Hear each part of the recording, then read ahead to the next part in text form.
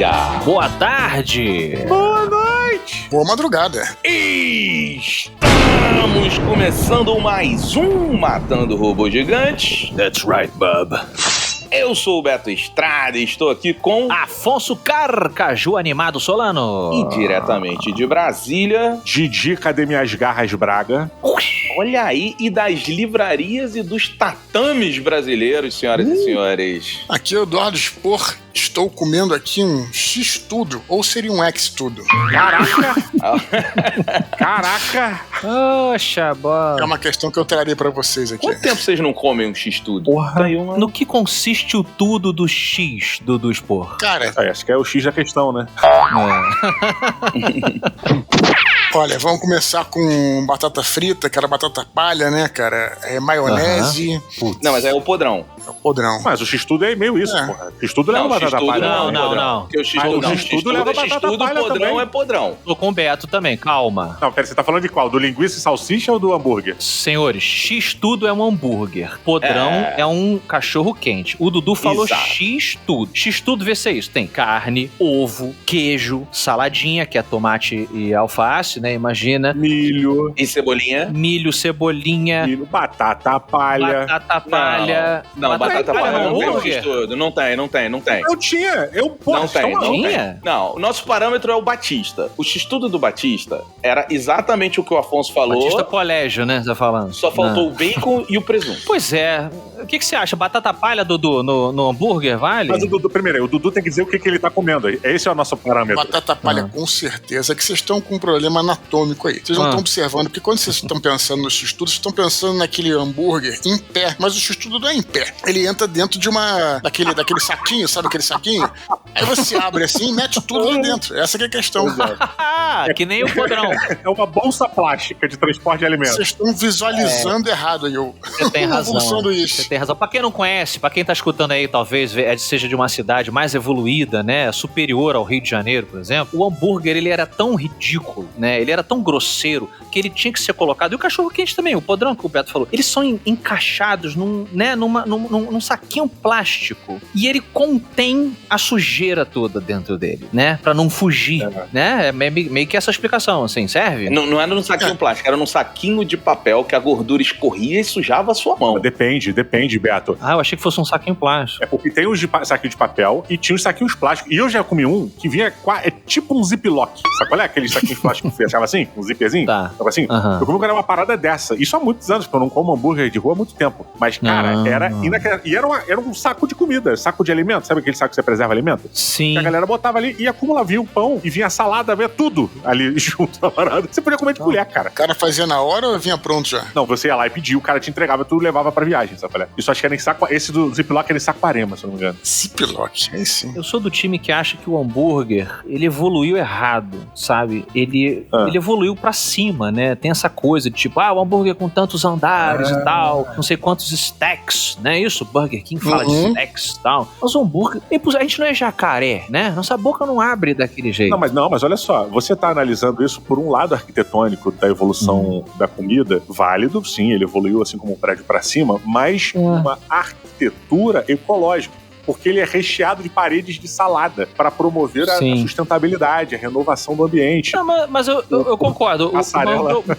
O meu problema é o devorar da coisa. Ele deveria ter evoluído para os lados. Ele deveria ter se tornado tipo uma pizza, entendeu? Mais largo e não mais alto. 1 metro? Tu acha?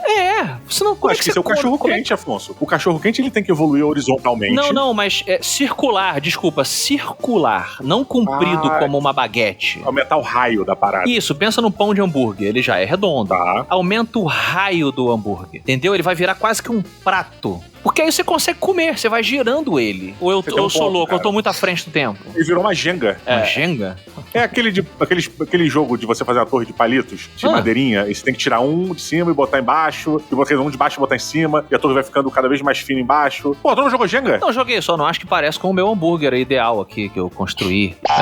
Não falei que é o que você Não, o do Diogo não. O do Afonso não, mas o hambúrguer atual ele virou uma jenga, porque é isso que eu tô falando. Conforme ele cresce mais, fica pior de comer. Isso. Tem que equilibrar ele pra não cair. Você pega o talher e você é julgado, porque você não quer que ele desmonte. Não, pegar talher é foda. foda. Eu como de talher. Exatamente. O hamburguero me perde quando ele é obrigado a botar um palito pra segurar o trabalho dele. É isso que eu tô falando. Olha aí, Dudu. Não é possível, cara. Realmente faz sentido. O difícil é isso, né? O difícil é que você vai sempre se lambuzar. No caso do hambúrguer pizza, lançado aí pelo nosso querido Afonso Solano, olha só, gente. Hambúrguer pizza. Não confundir com pizza de hambúrguer, são coisas diferentes. Diferente, Verdade. sim. É verdade. Seria mais fácil você cortar, né? Nas fatias e tal. Realmente é uma coisa que fica meio lambuzada mesmo, cara. É um troço meio nojento. Mas também, se você for comer uma porcaria dessa, tá fudido mesmo e, enfim, vai morrer logo, tá tudo certo, cara. Eu só queria lembrar que a pizza recentemente evoluiu pra pizza em cone, né? Ela virou um coisinho de sorvete. Mas né? aí eu acho não faz sentido, porque a evolução, ela tem um propósito de sobrevivência na natureza. Concordam? Certo? O animal, ele evolui, senão ele vai acabar, né? O mundo tá mudando, Charles. Ó, vamos falar já deles aqui, né? Os mutantes são uma adaptação ali pra melhorar. Pra um mundo mais perigoso, mutantes do jeito. O hambúrguer, ele, se ele evoluir pro lado, ele vai continuar existindo, porque as pessoas vão continuar comendo e comendo mais. O hambúrguer pra cima, a pessoa olha e fala assim, não vou conseguir comer isso, entendeu? Eu vou pedir outro negócio. Eu acho que o hambúrguer pro lado, ele deve ter existido na Terra-média, na época iboriana, onde tinha mais oxigênio no ar e os animais podiam ser gigantes. E pra cima é mais prático, ele é mais funcional. Como assim? É o contrário, Diogo. Você bota no pote e tá pronto. Pro lado, tu tem que carregar a pasta. Não, Diogo. Tem que fazer a caixa específica pra levar igual a pizza. Pra cima, como se você estivesse comendo uma torre. Como é que você come uma torre? É o que você falou, entendeu? Fica um jenga. A pizza, quando você bota a pizza, como você falou, enrolada, não faz sentido, porque a pizza a pizza é um dos alimentos mais fáceis de você comer. Ela já tá pronta, você corta. Mas ela é enorme, não é enorme? Mas você corta, né? A gente tá indo muito fundo, mas eu tô adorando. Mas assim, é porque eu entendo que ambos são frutos de evoluções que apostaram em tendências futuras. Por exemplo, a pizza apostou nesse formato horizontal, que o Afonso vem defendendo, muito certamente, porém, ela não levou em conta a dificuldade de se comer essa parada. Ela não levou em conta a dificuldade de comer a pizza. De você... Calma, vou chegar. Você não pode chegar e vou levar uma pizza de 8 fatias pro colégio. Tu não pode fazer uma porra dessa. Aí o que a galera criou pra resolver esse problema? Vamos fatiar a pizza agora em 8 pedaços. Aí o cara leva um pedaço. Aí criaram a pizza em cone. Aí criaram essas outras variações que o Afonso acha aberração, mas aí vai do ponto de vista de cada um. E aí a parada evoluiu. O hambúrguer, ele já fez uma aposta muito mais na portabilidade e no fato de você levar esse sanduíche como um alimento pra uma viagem, uma coisa rápida, um alimento fast, né? Mais a ver com os tempos atuais. Então eu diria que hoje em dia... Quer dizer que ele sacrificou algo em prol de outra coisa. Todo mundo sacrifica. Todo mundo sacrifica. É igual a porra da marmota que vive embaixo da terra que não enxerga. Ela não enxerga, mas ela, se locomove muito bem. Quer dizer, a marmota enxerga, né? Você não acha que quanto mais gordura melhor pra esse tipo de alimentos? Porra, eu acho que é um pré-requisito. Né? Você acha que é a gordura que tá elevando os andares do hambúrguer? Eu acho que sim, cara. Mas se fosse assim, as pessoas gordas ficavam mais altas. É o contrário, né? Elas ficam mais pro lado. Em teoria, quanto mais alimento disponível, maior você fica. Pros lados, né? Depende. A gente não cresce pra cima, né? O obeso não cresce pra cima. A planta do pé da pessoa obesa não cresce tanto assim, né? Eu digo assim, se você pegar um animal e der muito alimento pra ele, em teoria você vai fazer com que aquela linhagem dele, com que os filhos eles sejam mais saudáveis e eles possam aumentar, né? Ele não vai ter restrição. Depende. Não, muito alimento, bom, né? Eu tô seguindo o mesmo exemplo do dinossauro. E acho que a gente foi longe demais agora. Passamos agora, a gente passou ali. Caralho, a gente foi pro dinossauro.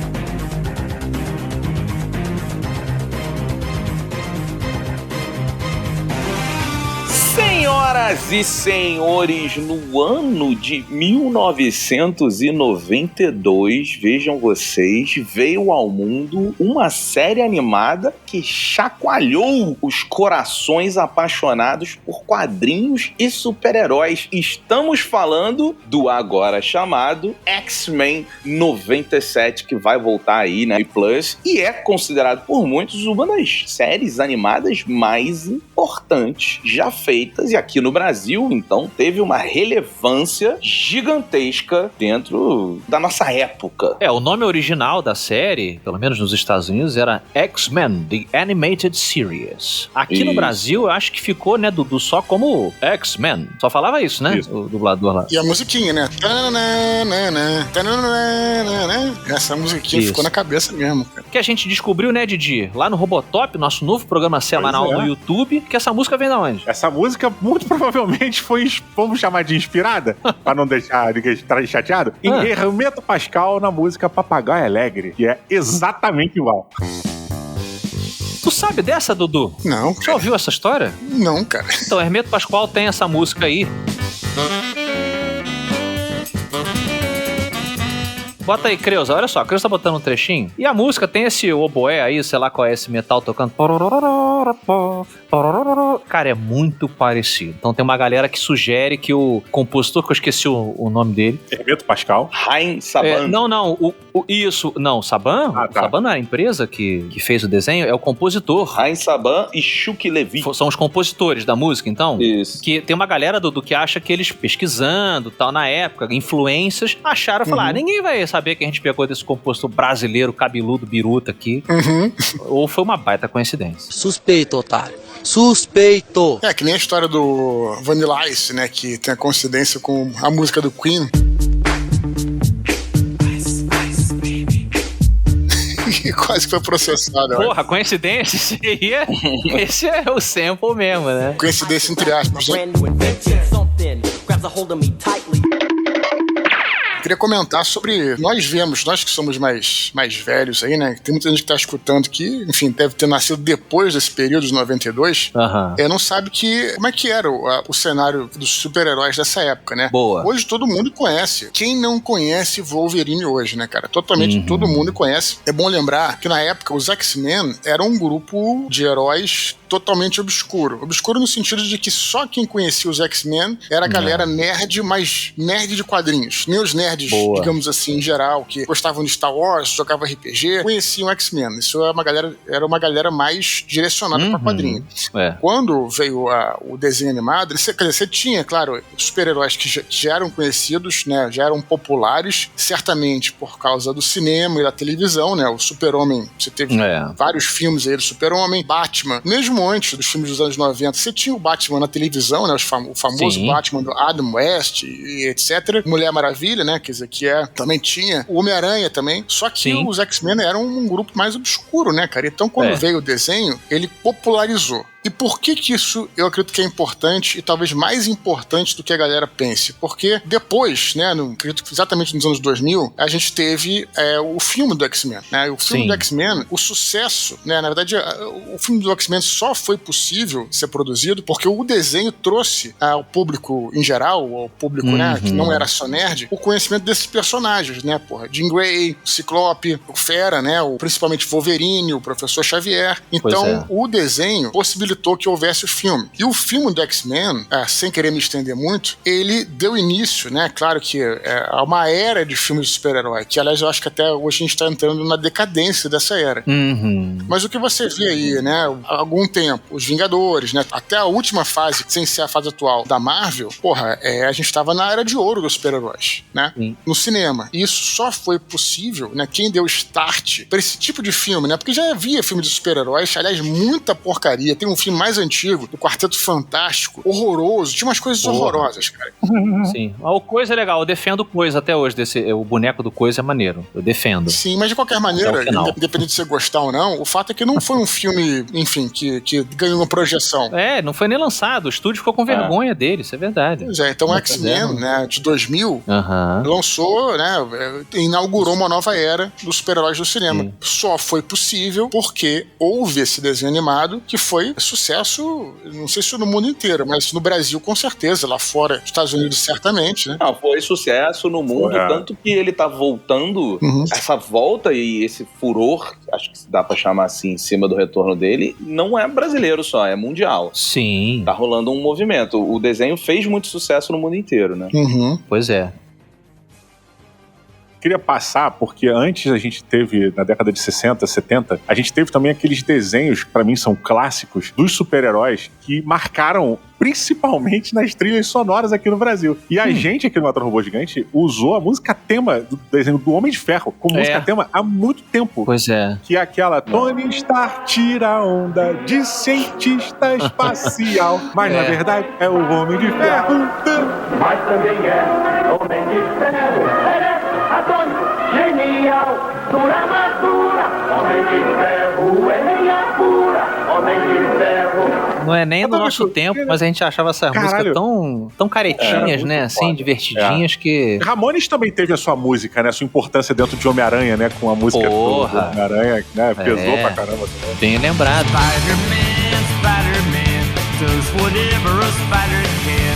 É porque assim, você falou dessa década, né, mais um pouco pra trás, mas a década de 90, ela ficou muito conhecida no mundo dos quadrinhos como uma década, até com um olhar negativo, né, Beto, de muita plasticidade. As coisas eram muito mais pelo visual do que pela história. Mas eu acho isso uma crítica muito superficial, ironicamente falando, porque essa própria época aí do Jim Lee, né, as pessoas se lembram muito dos desenhos, porque o Jim Lee, ele foi um dos revolucionários, né, ele tinha um traço que chamou muita atenção, ele ultrapassou vendas, recordes de venda, porque pessoas que não se interessavam por quadrinhos olhavam os desenhos do cara e falaram, caraca, meu irmão, esse desenho aqui tá me chamando e tal. Mas tinham muitas histórias fodas nessa época dos X-Men, que muitas foram adaptadas pra esse desenho, né? Exatamente. Eu acompanhava o quadrinho do X-Men nesse período, né, cara, e vou te falar, cara, foi uma época em que a qualidade das histórias era... Eu tenho até hoje esses quadrinhos aqui, né, esses HQs. Uhum. E a qualidade da história era muito boa, cara. Isso que fazia toda a diferença. Foi a época, inclusive,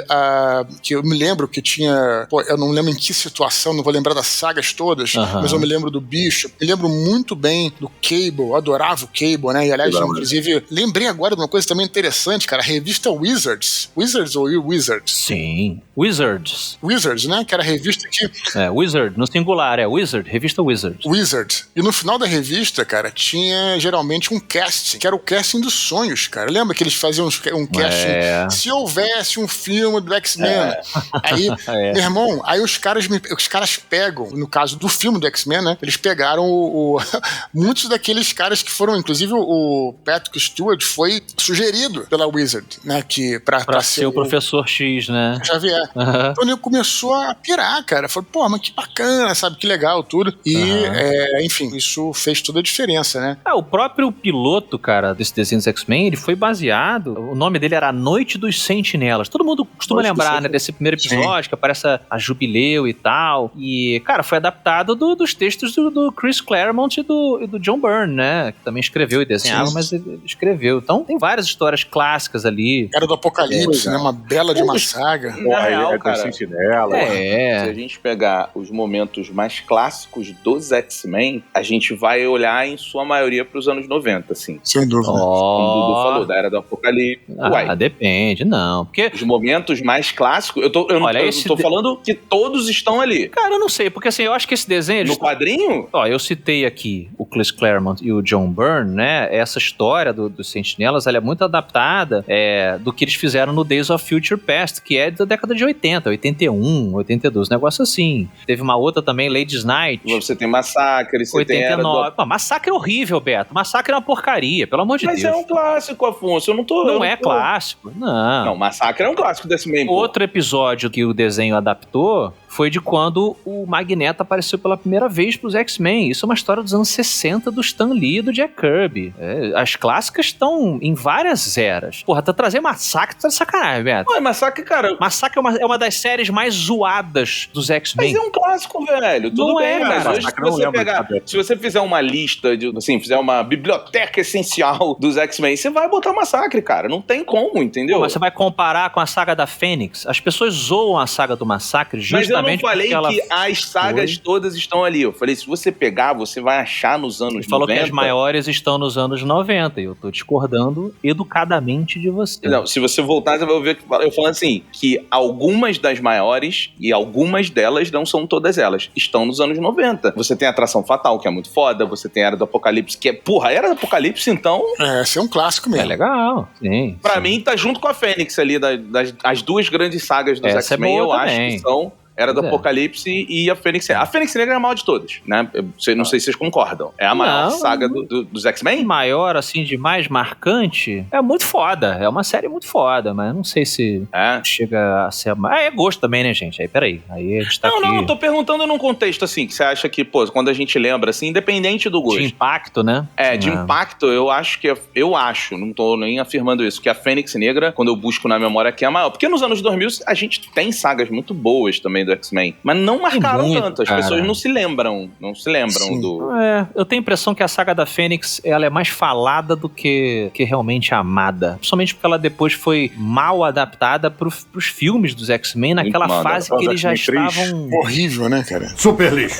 já tava ruim, né? Uma pena, porque é uma saga Peraí, foda. já tava né? ruim ou nunca foi bom e a gente não tinha comparação? Eu acho que o primeiro e o segundo X-Men são filmes legais. Vocês não acham? São sim. O terceiro Eu- que caiu mesmo. Eu não sei, eu preciso ver de novo. É. Minha memória pode me enganar. É porque eu não vejo com recorrência esse E filme. você, Didi? Pois é, o grande indicativo pra mim de que talvez não eram filmes bons é que eu não vejo. E eu vejo muita merda repetida. Muita merda. Mas você acha que filme bom você tem que rever pra dizer que ele é bom? Não tem filme que é muito bom que vocês viram uma vez só e acabou? Normalmente, quando eu tenho um filme que eu gosto, que eu acho bom e que me importa, eu revejo ele com frequência, sabe? Eu fico revendo essas paradas. E os X-Men, curiosamente, eu não revejo. E já, apesar de rever alguns Não, mas filmes do peraí. Wolverine separados. A gente já estabeleceu lá no YouTube, mais uma vez fazendo propaganda, que você tem um lance de rever filme ruim. Eu Não é mencionei verdade? isso agora, há alguns segundos atrás, só pra deixar registrado. Então não quer dizer que o que você não tá revendo que Tá nos anais. tá nos anais. Não sei. Essa saga dos X-Men, ela, porra, você gostando ou não dela, ela é extremamente relevante pra tudo que está acontecendo hoje em dia. Porque foi ali que, basicamente, a galera ali... Qual saga? Perdão, saga não. Os filmes, né, dos X-Men no cinema, independente de ser bom ou não, se não fossem eles, muito provavelmente a gente estaria tendo agora a saga do final do Thanos agora. Sim. 2024.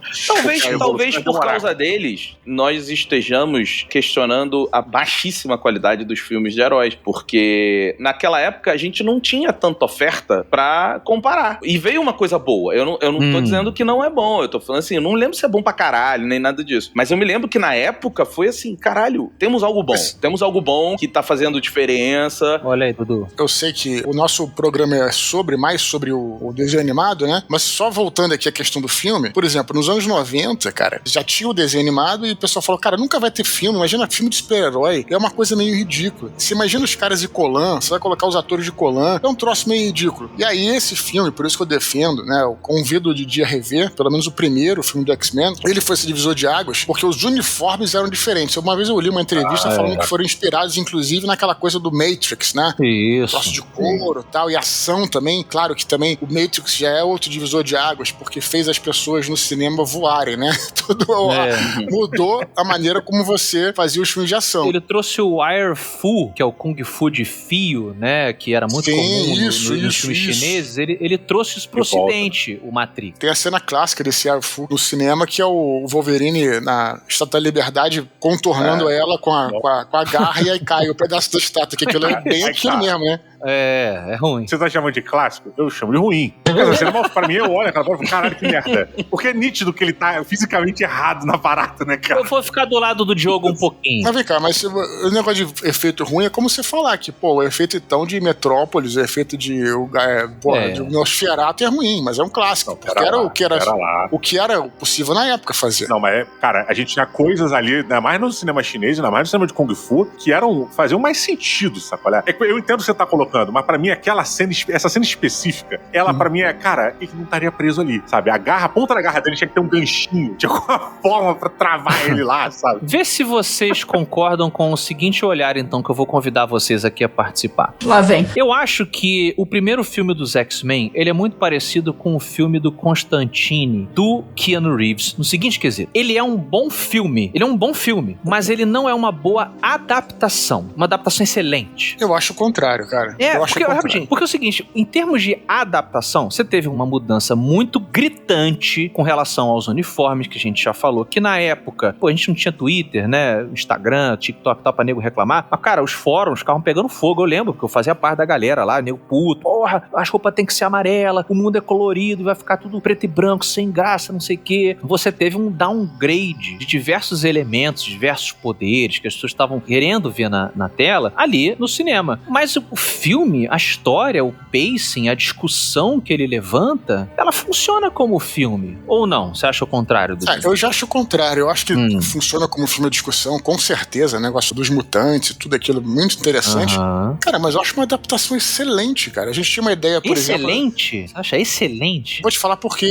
Claro, porque aí que tá... Esse que é o poder da adaptação. Você vou botar você junto no cantinho do Beto ali com o Saga Massacre, tá? Só pra... Olha, você pensa assim, se você fosse fazer uma vampira, por exemplo, uma vampira totalmente diferente da vampira, tanto dos quadrinhos quanto do desenho animado. Uma vampira totalmente diferente. Cara, mas olha só a relação que ela desenvolveu. O Wolverine, pô, é um cara, é um monstrinho, não magrinho, é baixinho, né? Parece mesmo feio. Era um carcaju, né? Era um carcaju e tal. E aí no cinema é o Hugh Jackman, que é alto e tudo mais. Quer dizer, era bonito. Isso a gente criticou pra caralho essa porra quando saiu. A gente caralho. Mas, cara, mas aí você pensa bem, pô, cara, mas o cara trouxe a alma do Wolverine, cara. Você vai dizer que o Hugh Jackman não é o Wolverine, virou o Wolverine, assim como você pode dizer que, será que o Christopher Reeves era tão igual ao Super-Homem, a primeira ideia do Super-Homem? Não era, mas ele incorporou o Superman e as coisas funcionam assim, vão seguindo dessa maneira, né? Você traz e funciona. Eu entendo a adaptação, eu concordo que você tem que adaptar.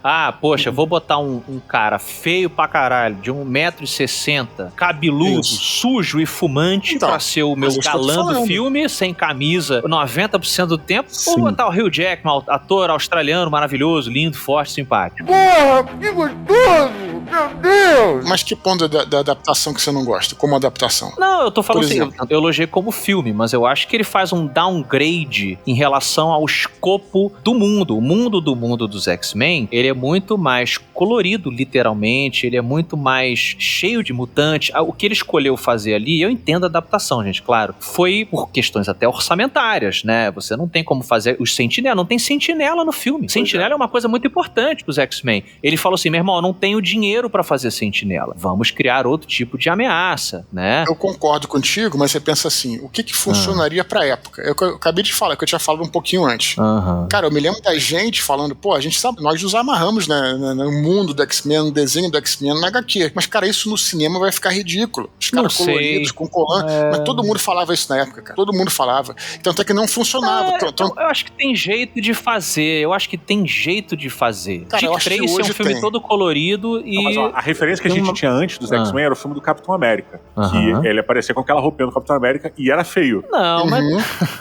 Fantasma, né? O Fantasma, né? Tava o Justiceiro, a gente tinha o Justiceiro também. O Justiceiro até funcionou. Que não é, a gente sabe, a gente vive discutindo, não é... Claro, eu também sou contra você simplesmente tacar a parada igual. Mas o próprio Super-Homem é um exemplo interessante. O Super-Homem, você olha pro quadrinho, é um cara vestindo uma cueca vermelha por cima de um colar azul, que voa. Você fala, cara, não tem como fazer isso no filme. Mas o Richard Donner fez funcionar. Tem um contexto, a fotografia do filme, a construção, pra você acreditar naquela parada, tem um porquê. Aí teria que ter um programa só sobre questão de adaptação, mas eu acho que o problema não é só ser colorido. Eu dei o exemplo dos Sentinelas. Você não tem Sentinela. Os Sentinelas são a força policial do...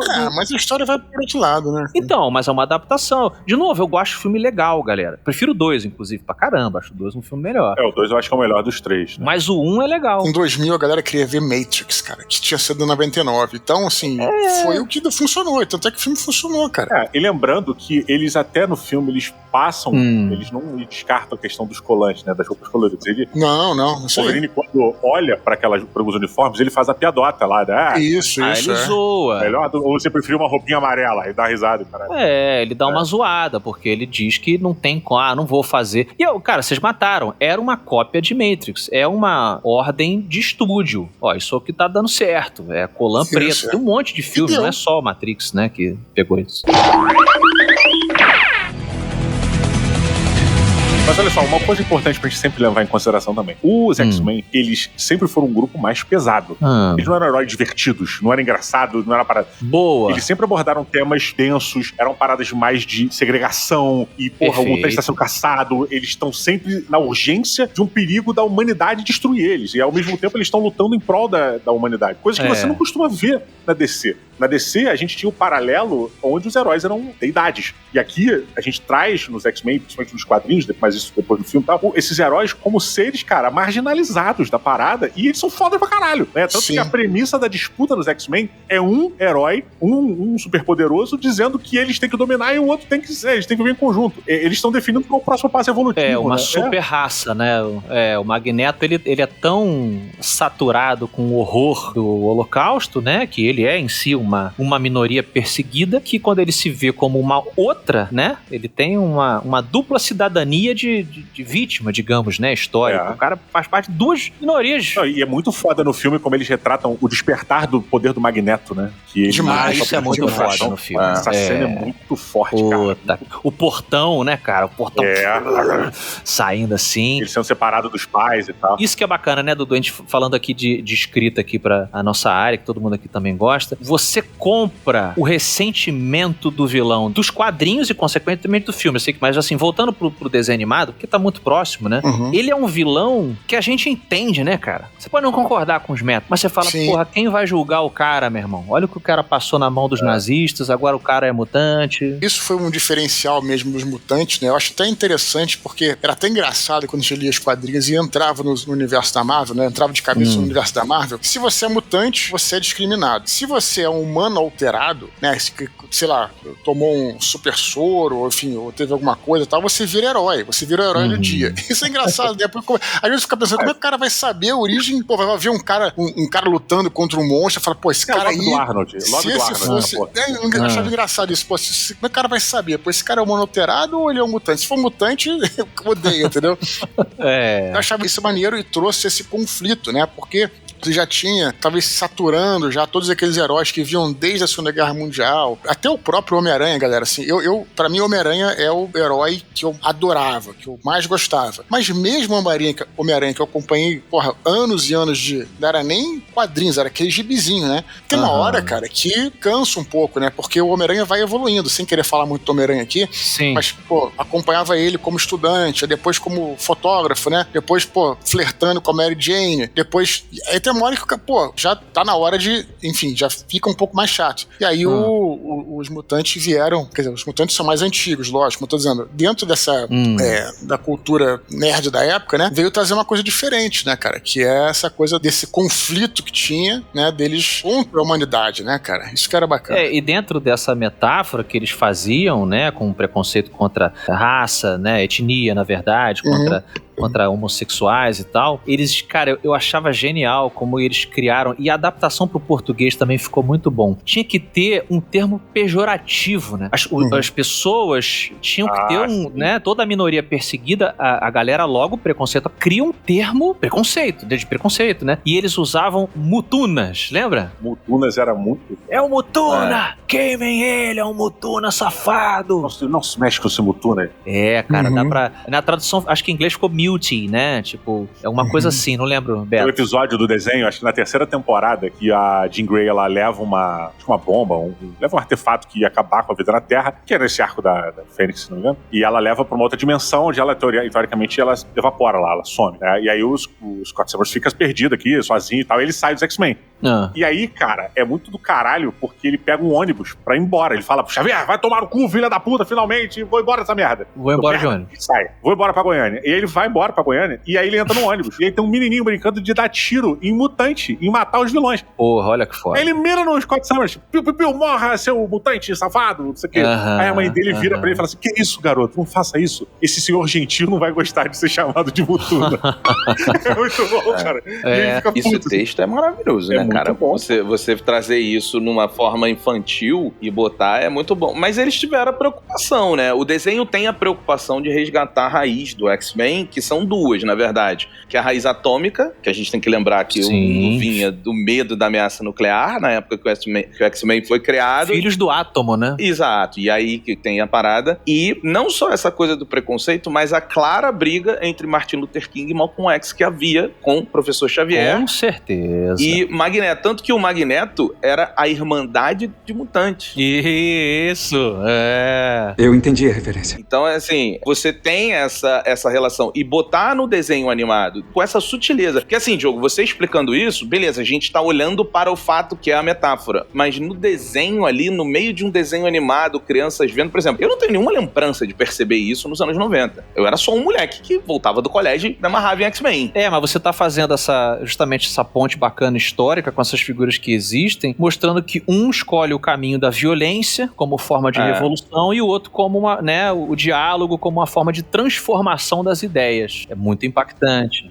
Não saindo muito aqui, um livro que me marcou muito foi O Homem Bicentenário, lá do Isaac Asimov, que tem essa coisa de que nesse universo do Asimov, os robôs sofrem esse grande preconceito, né? Os robôs são como se fosse, enfim, sofrem preconceito total, porque as pessoas não acreditam que ele seja humano, né? Enfim, essa história tem cenas muito fortes, né? De que seres humanos obrigando os robôs a fazer tal coisa, etc, etc. Isso também é transportado aí no caso do X-Men, e que eu acho legal, cara. Isso é um grande trunfo da ficção científica, da fantasia, das histórias de super-heróis, histórias fantásticas, é que como você tá falando de preconceito, só que você não mira, né, num objeto real, né, num grupo real, todos podem se identificar, né? Então, nós, né, por exemplo, como nerds, tal, que sofremos algum tipo de preconceito, também podemos nos identificar com os X-Men em algum momento. Isso, ali mais leve, claro. Assim como você citou, né, os judeus aí, no caso do Magneto, ou seja, qualquer um que sofra preconceito, ou sofra discriminação, ou sofra que seja, né, algum tipo de ataque, vai poder se identificar. Eles são tão interessantes, cara. Uma vez eu li um texto também na revista do X-Men, sobre o Cable, cara, que me marcou muito, cara, que o Cable tem o negócio do Tecnovírus, né? Lembra do Tecnovírus? Vocês lembram do Cable, dessa história do Tecnovírus? Cara, sim. Lembra a banda sueca, né? Hã? E aí eu li, cara, que as crianças, né, que nesses orfanatos que tinham HIV, se identificavam muito com o Cable, né? Sério? Porque o Cable tá sério. Eu li um texto sobre isso, um texto maneiríssimo sobre isso, que ele tinha o Tecnovírus e ele tinha que o Tecnovírus também, se matasse ele, o Tecnovírus morria também. Então ele tinha que conviver com aquele vírus, fazer o que ele pudesse com aquele vírus e viver a vida dele, né? E não impedia de ser um herói, não impedia de fazer as coisas que ele pensava, né? Então essa ligação, cara, que o X-Men, né, que os roteiristas faziam com a realidade é algo belíssimo, cara. É simplesmente maravilhoso. E eu acho também esse exemplo que o Betão puxou do ônibus, ele era bacana, como que eles trabalhavam a coisa do preconceito, porque o mutante, algumas mutações eram óbvias, né? Visíveis. Inclusive tinha a galera, os Warlocks. Warlocks não, como é que era? Os caras que ficavam no esgoto lá? Acho que era Warlocks. Morlocks. Isso, que ele pega do Máquina do Tempo, né? Ele usa o mesmo nome do Máquina do Tempo. E eles eram deformados, tinha mutantes que eram deformados e tal, aí é óbvio que o cara é mutante. Então. Eu não tenho poderes, eu só sou diferente. Tinha um que falava, lembra? Lembra disso? Isso, dos malucos. O cara que tem uma cara de peluda, né? Exato. Agora, a Tempestade, o Scott Summers, se botar um óculos, o próprio Wolverine, eles podem caminhar entre as pessoas que não são mutantes de boa. Mas o bagulho era justamente a paranoia, e nos textos do desenho, adaptando muito dos quadrinhos, tinha muito essa parada, que era uma coisa que fazia muita alusão, por exemplo, ao medo dos homossexuais, que o cara puxava muito ali dos anos 70, né, 60 pra 70, 80. Então, tipo assim, eles podem estar entre nós. Quem é o mutante? Quem é o Mutuna? Ele ali, ele me olhou meio estranho. Mas o Morlock é diferente, né? O Morlock é diferente. Eles são deformados. Ele é a divisão social mesmo, assim. Isso. Você enxerga e você fala, ele é pobre, ele tá excluído, ele tá... Tanto que eles viviam abaixo, né? Tem essa metáfora aí que eles faziam. Sim, mas é porque era óbvio, né? Cara, mas o desenho, o primeiro episódio do desenho, ele já começa tão pesado. Hoje em dia, a gente adulto assistindo, é um desenho que eu assisto com muita frequência. E, cara, a gente assiste e fala, caraca, isso daí passava na TV? Não que não pudesse ser comentado, mas porque era denso e era uma proposta de falar sobre uma coisa que a gente não estava acostumado a ver. O primeiro episódio começa os pais da Jubileu entregando ela para as autoridades. Sim. E os pais falando, mas é o melhor, mas você sabe que eles vão transformar ela, não sei o quê, nos cravos. Não, mas eles entregam ela não foge porque o Sentinela veio? Entregam. O pai dela liga pra polícia do, sei lá, pro grupo lá, anti-mutante lá, e fala, minha filha é mutante, chega aí pra vocês doutrinarem ela. E a mãe fica revoltada, começa a chorar, e aí a Sentinela vai e escaralha a casa deles. De primeira, assim, já mostra que a parada não é bem com o pai. Aí ela foge aí, né? Ela foge pro fliperama, né? E aí lá que ela encontra, andando disfarçada, matado a vampira, a tempestade e a galera tava lá, os 4 Summers. Então já mostra essa parada. Eles estão disfarçados no meio da sociedade, exatamente como você colocou. Eles estão disfarçados ali, os X-Men, esbarram com a Jubileu sem querer, saca? Não, e essa coisa que você puxou, né, Dudu? Você ainda puxa diversos contextos históricos de regimes autoritários. Você entregar o judeu, entregar o cara, né, pro partido, dependendo do... Perfeito. Cara, o que eu acho legal da Jubileu, ela me lembrava muito a Anne Frank, cara. Vocês devem conhecer no diário de Anne Frank. Caralho, que paralelo, maneiro. Porque é o seguinte, cara, a Jubileu, ela sofreu isso, né, cara? Tudo bem, todos os mutantes sofreram, mas imagina o sofrimento de você ser entregue, ser abandonado pelos pais, vamos colocar assim. É uma coisa muito forte, né? No entanto, cara, a Jubileu, ela é a leveza da série, né, cara? Ela é a garota que, brinca... Assim como a Anne Frank, né? Sim, que ela brinca. Que se apaixonava por uma pessoa ainda no... Não, que ela brinca com o Wolverine e tal, ela traz a leveza, né? Vários daqueles mutantes são seríssimos, né? Os Scott Summers, todo mundo tá sério e tal, e ela traz a leveza. E quando eu falo da Anne Frank, eu lembro que, pra quem não leu, e a recomendo que leia o Diário de Anne Frank, eu acho que é um clássico, acho que todo mundo deve ter lido. Importantíssimo. Falta humor, eu acho. Falta um pouco uma revisão, né? Então, aí você lê o Diário de Anne Frank, você vê claramente ali que, naquela situação ali do confinamento, né, de que estavam perseguidos e fechados... Sótão, né? Era num sótão na cara. Ela mantinha uma esperança, mantinha a vivacidade, né? E você pode falar... Uma criança, né? Ela olhava para as coisas através de um véu infantil para muitas coisas. Ela se apaixona enquanto ela tá reclusa, ela tem as coisas mirabolantes que ela bota na cabeça dela. É muito interessante esse paralelo, cara. Nunca tinha pensado dessa ótica, assim. Faz sentido pra caramba. E isso que é bacana, né? Você pensar dessa maneira. E a Jubileu era essa personagem que trazia leveza, fazia brincadeira, né? Enfim. Até quebrava um pouco a veia, né? O poder dela sendo fogo de artifício, né, cara? Já é um sinal, assim, bem legal, né?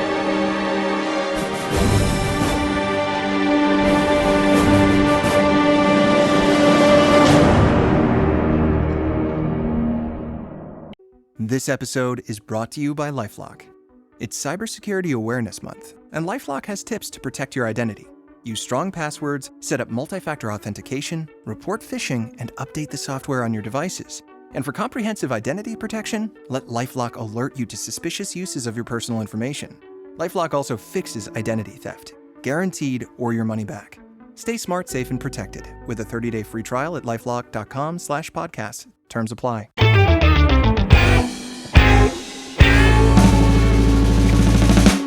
Mas, queridos, estamos aqui falando de escritores clássicos, falamos do Chris Claremont, o próprio Stan Lee. Estamos com outro querido amigo escritor aqui, Eduardo Sporra. Dudu, você decidiu, como é que a gente pode dizer, entregar um pouquinho da sua magia para os seus humildes leitores, né, e fãs e seguidores, pessoas que querem aprender a escrever, a criar, como você faz muito bem, e parece que você tá com um convite aqui. Exatamente, cara. Eu queria convidar a galera aí para o nosso retiro literário, cara. Eu já ministrei alguns cursos de escrita criativa no passado, né? Eram cursos que levavam 3, 4 meses. Hoje em dia, pra mim, é muito, mas muito difícil prosseguir com um curso longo e tal. Bom, e aí a gente no nosso mini-pod literário, né, que é o nosso podcast mensal aí, que é disponível em todas as plataformas, quem quiser conhecer o mini-pod literário, tem lá o meu parceiro, que é o Thiago Cabelo, ele veio com essa ideia. Ele falou, por que a gente não faz um curso, então, de 4 dias? Tem 4 dias de feriado. Quinta, sexta, sábado, domingo de curso, imersão total na literatura, na arte da escrita. E aí a gente pensou em fazer esse retiro literário que já tá confirmado, vai acontecer, vai ser entre os dias 30 de maio e 2 de junho. A galera vai se isolar numa pousada em Miguel Pereira. Olha só, uma pousada em Miguel Pereira. Olha! E vão ser 4 dias, cara, de palestras, de atividades práticas, atividades teóricas. Tem gente que até tá montando já mesa de RPG pra jogar à noite lá. Maneiro. E vamos falar sobre a escrita. Vou continuar com aquele meu curso da Jornada do Herói, a Jornada do Herói, os arquétipos. O Thiago Cabelo vai falar um pouquinho sobre os 3 atos, né, do roteiro e tal. Enfim, tem um conteúdo muito bacana e iremos para lá. E vai ser bacana porque vai ser nesse feriado.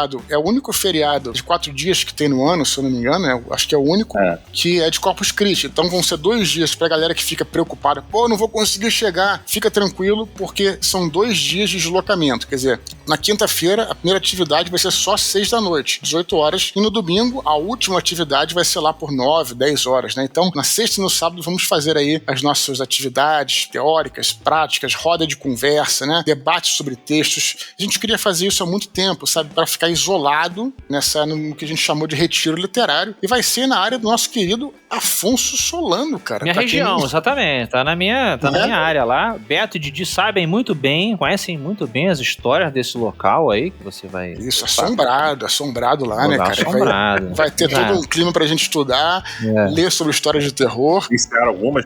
E lembrando, claro, que aí a gente vai estar todo mundo junto lá, 20 pessoas lá, vamos estar, então que a gente se protege lá, se vier algum fantasma, se vier o Matutos, podem ficar tranquilos aí. E vem cá, tem vagas ainda que eu sei, como é que o pessoal faz pra fazer parte aí do seu retiro literário? Cara, a gente já tá com praticamente todas as vagas encerradas, temos realmente pouquíssimas vagas, né, não é papo de vendedor, não é mentira, não é nada, então quem quiser pode entrar lá no meu site, que é o eduardospor.com.br, se preferir também pode escrever pro meu e-mail, que é eduardospor@gmail.com, mas é bom entrar no site lá, o primeiro destaque é o destaque do retiro literário. É só você entrar lá, olhar as condições, preencher o formulário, escrever pra gente, falar com a gente, que você vai estar imerso aí nessa jornada, né, cara, que vai ser muito, mas muito bacana. Vão ser 4 dias convivendo com escritores, falando de literatura, estudando, produzindo texto, jogando RPG, e num lugar que é, mais bucólico é impossível, né, cara? Então... Churrascão de sunga, Dudu? Vai fazer um churrascão de sunga pros alunos? Sunga branca? Cara, se você der essa ideia e aparecer lá, a gente faz.